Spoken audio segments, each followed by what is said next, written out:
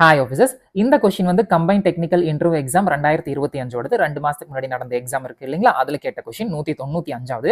இதை ப்ராக்டிஸ் பண்ணவங்களுக்கு தெரிஞ்சிருக்கும். இதுக்கு வந்துட்டு நான் வந்து வீடியோ எக்ஸ்பிளேஷன் கொடுத்திருப்பேன். அதுல வந்து ஆன்சர் வந்து 5ன்னு சொல்லியிருப்பேன். அது வந்து தப்பு. டிஎன்பிசி கொடுத்த டென்டேட்டிவ் கேள்வி 5 தான் இருக்கு, அதுவும் தப்பு. இந்த கேள்விக்கு ஆன்சர் வந்துங்க 3. சரிங்களா, அது எப்படின்னு நான் உங்களுக்கு சொல்லிடுறேன். இது வந்து 5 வராது, டென்டேட்டிவ் கீ தான், ஃபைனல் கீழ அவங்க மாத்திடுவாங்க. இந்த கேள்வி வந்து ஆர்எஸ் அகர்வால் புக்ல இருக்கு, அதுல வந்து 3 தான் ஆன்சர் கொடுத்திருக்காங்க. பெரும்பாலான வெப்சைட்ஸும் வந்து 3 தான் ஆன்சர் கொடுத்திருக்காங்க.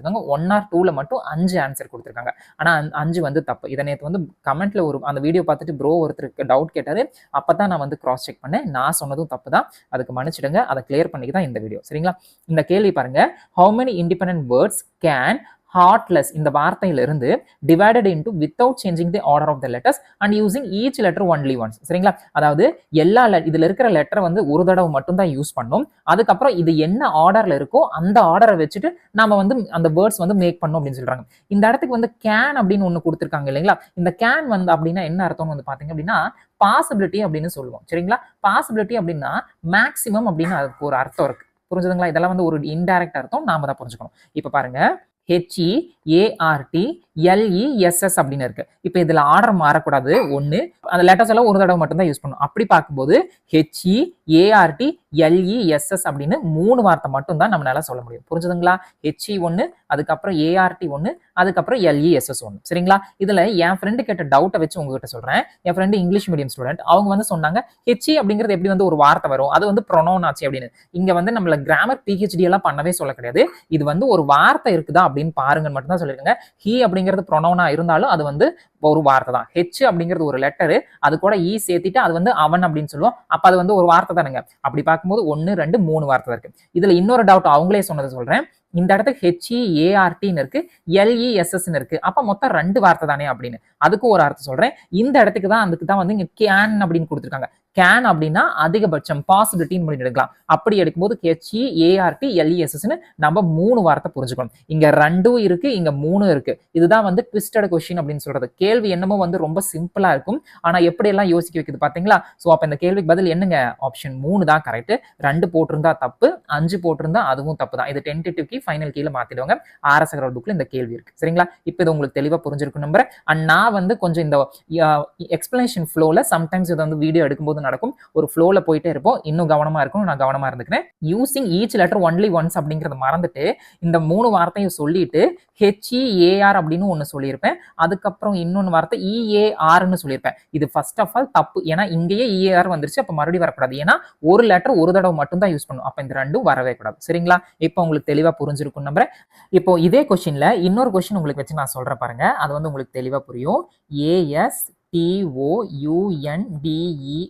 ஓகேங்களா, இப்படி போட்டுக்கணும். அதாவது இந்த ஹார்ட்லெஸ் இருக்கு இல்லைங்களா, அதுக்கு பதிலா இந்த வார்த்தை. இப்போ இதுல எத்தனை வார்த்தை இருக்கும் நீங்க சொல்லுங்க பார்க்கலாம். ஏஎஸ் ஒரு வார்த்தை, நான் கலர் மாத்திக்கிறேன். ஏஎஸ் ஒரு வார்த்தை, டிஓ ஒரு வார்த்தை, யூஎன்டிஆர். அப்போ 1, 2, 3 வார்த்தை மொத்தம் இதுல இருக்கு. சரிங்களா, ஆனா ஆர்எஸ் அகர்வால் புக்ல என்ன எக்ஸ்பிளனேஷன் கொடுத்திருக்காங்கன்னு பாப்போமா? வித்தியாசமா கொடுத்திருப்பாங்க பாருங்க.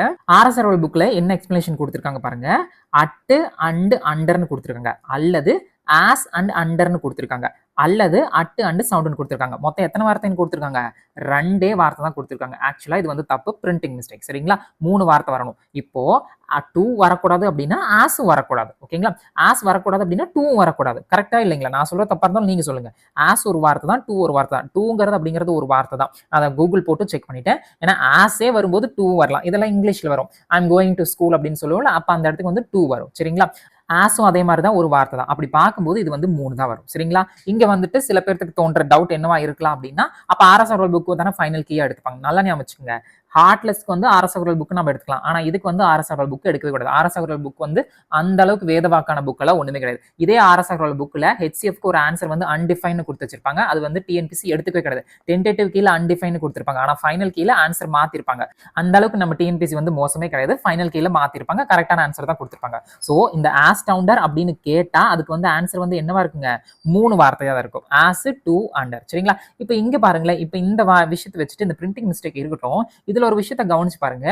ஏடி இருக்கு, யுஎன்டிஆர் இருக்கு. ஓகேங்களா? அப்ப எஸ் விட்டுருக்காங்க. இதுல இருந்து நாம என்ன புரிஞ்சுக்கலாம் அப்படின்னா, சில சமயம் இந்த இடத்துக்கு வந்துட்டு ஆஸ் இல்லாம வேற ஒரு யூ இருக்கு அப்படின்னா ஏடி அப்படிங்கிற ஒரு வார்த்தை கூட எடுக்கலாம் அப்படின்னு இது மூலமா நம்ம புரிஞ்சுக்கலாம். ஆனா இது வந்து கன்ஃபார்ம் கரெக்டா இல்லையான்னு வந்து இந்த அரசர்கள் புக்ல அதெல்லாம் கொடுக்கவே இல்லை. இதுதான் வந்து அரசர்கள் புக்ல ஒரு பெரிய பிரச்சனை. இதெல்லாம் ஆதி காலத்து புக்கு இல்லைங்களா?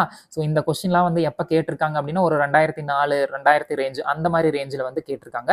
ஸோ அதனால வந்துட்டு சில எக்ஸ்பிளேஷன்லாம் இதில் இல்லவே இல்லை.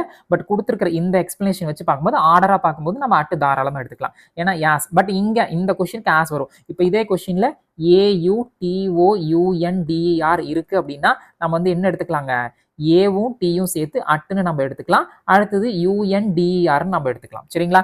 இல்லை அப்படின்னா இந்த நீங்க டிஓ எடுக்கிறீங்க அப்படின்னா இதை விட்டுருங்க. டிஓ எடுக்கிறீங்க அப்படின்னா யூஎன்டிஆர் மொத்தம் 2 வார்த்தை தான் நம்ம எடுக்க முடியும். இந்த இடத்துக்கு யூ இருக்கும் பட்சத்தில். ஏன் அப்படின்னா ஆர்டர் மாறக்கூடாது ஒன்று, அதே சமயம் ஒரு தடவை மட்டும்தான் ரிப்பீட் ஆகணும். பாருங்க ஆர்டர் ஏதாச்சும் மாறி இருக்கா? மாறல. லெட்டர் எல்லாமே ஒரு தடவை தானே இருக்கு. அதுக்கப்புறம் டிஓ இருக்கு, யுஎன்டிஆர் இருக்கு. அவ்வளவுதான். மொத்தத்தில் 2 தான் தங்கங்களே. எங்காச்சும் 4 போட்டவே கூடாது, அது தப்பா போடும். இப்போ இந்த கேள்வி உங்களுக்கு தெளிவாக புரிஞ்சிருக்கும்னு நம்புறேன். ஸோ இந்த பர்டிகுலர் கொஸ்டினுக்கு 3 தான் வந்து ஆன்சர். சப்போஸ் எக்ஸாம்ல கேட்டா இதுக்கு நீங்க தாராளமா 3ன்னு போடலாம். இதே இதுல 10 அப்படிங்கறத நம்ம வந்து உருவாக்கவே முடியாது.